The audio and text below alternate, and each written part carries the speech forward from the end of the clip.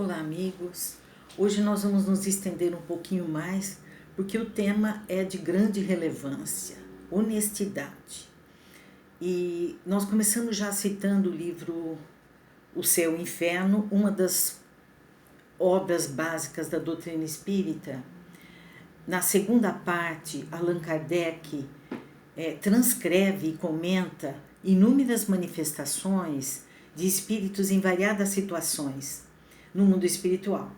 O caso que eu irei relatar é de um espírito em condição mediana, como a maior parte da humanidade atual. O nome dele é Joseph Bré.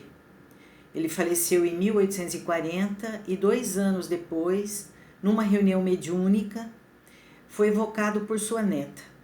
O diálogo entre os dois é um conjunto de ensinamentos que merecem nossa reflexão. Começa o avô, a menina conversando com o avô. Caro avô, podeis dizer-me como vos encontrais no mundo dos espíritos, dando-me qualquer pormenores úteis ao nosso progresso? E ele responde: tudo o que quiseres, querida filha. Eu explico a minha descrença. Eu espio a minha descrença, porém, grande bondade de Deus que atende às circunstâncias. Sofro, mas não como poderias imaginar. É o desgosto de não ter melhor aproveitado o tempo quando estava aí na Terra. Richard Simonetti, em um livro intitulado Morte, o que nos espera, traz uma lição com o nome A Verdadeira Honestidade. Baseando-se nesta mesma passagem do livro Céu e Inferno, ele vai acrescentando comentários que nos levam à reflexão sobre esse assunto, honestidade, e que eu vou mesclando aqui durante o diálogo, conforme o próprio livro do Richard, ou Richard, eu não sei como se pronuncia. A neta espanta-se em relação ao mau aproveitamento do tempo que o avô alega e questiona. Como assim? Pois não vivesse sempre honestamente? E o avô responde: sim, no juízo dos homens. Mas há um abismo entre a honestidade perante os homens e a honestidade perante Deus. E uma vez que deseja instruir-te, diz ele à neta, procurarei demonstrar-te a diferença. Aqui Richard já comenta. O espírito, com a sua fala, coloca o dedo na ferida. Porquanto o grande problema em que nos encontramos é harmonizar a honestidade perante os homens com a honestidade perante Deus. E no diálogo com a neta, o avô continua dizendo: aí entre vós é reputado honesto aquele que respeita as leis do seu país. Respeito arbitrário para muitos. Honesto é aquele que não prejudica o próximo ostensivamente, embora lhe arranque muitas vezes a felicidade e a honra, visto que o Código Penal e a opinião pública não atingirem o culpado hipócrita. Novamente, Richard faz um comentário trazendo para a nossa atualidade. O rico empresário que explora seus funcionários, pagando-lhe salário irrisório para ampliar os lucros. O investidor que se vangloria de ter comprado imóvel por preço de banana, porque o proprietário estava com a corda no pescoço. O funcionário que aciona a empresa de onde foi demitido, reivindicando benefícios imerecidos. O médico que mantém o paciente na UTI, prolongando sua agonia para engordar sua remuneração. O governante, para conquistar adesões, nomeia a cargos de confiança pessoas sem qualificação profissional. O pregador que exige, em nome de Deus, largas contribuições dos fiéis em favor de obras religiosas, mas com a intenção de tirar proveito próprio. atuam todos estritamente dentro das leis humanas, mas infringem as leis divinas. Enquadrados em hipocrisia, um dos delitos mais veementemente condenados por Jesus. Essas foram as palavras de Richard. Agora, continuamos o diálogo do avô com a neta.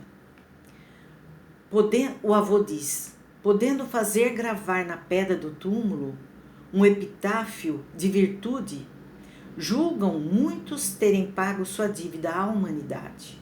Erro! Não basta para ser honesto perante Deus ter respeitado as leis dos homens. É preciso, antes de tudo, não haver transgredido as leis divinas. Honesto aos olhos de Deus será aquele que, possuído de abnegação e amor, consagre a existência ao bem, ao progresso dos seus semelhantes. Aquele que, animado de um zelo sem limites, for ativo na vida. Ativo no cumprimento dos deveres materiais, ensinando e exemplificando aos outros o amor ao trabalho. Ativo nas boas ações, sem esquecer a condição de servo, a qual o Senhor pedirá contas do emprego do seu tempo.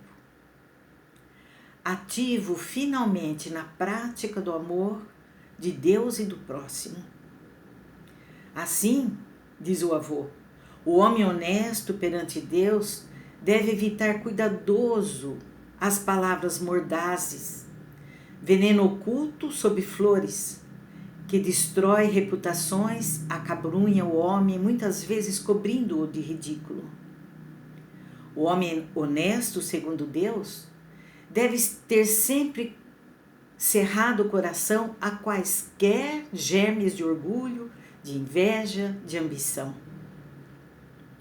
Deve ser paciente, benévolo para com os que os agredirem.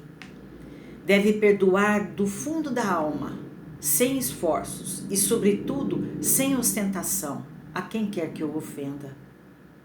Deve, enfim, praticar o preceito conciso e grandioso que se resume no amor de Deus sobre todas as coisas e do próximo como a si mesmo.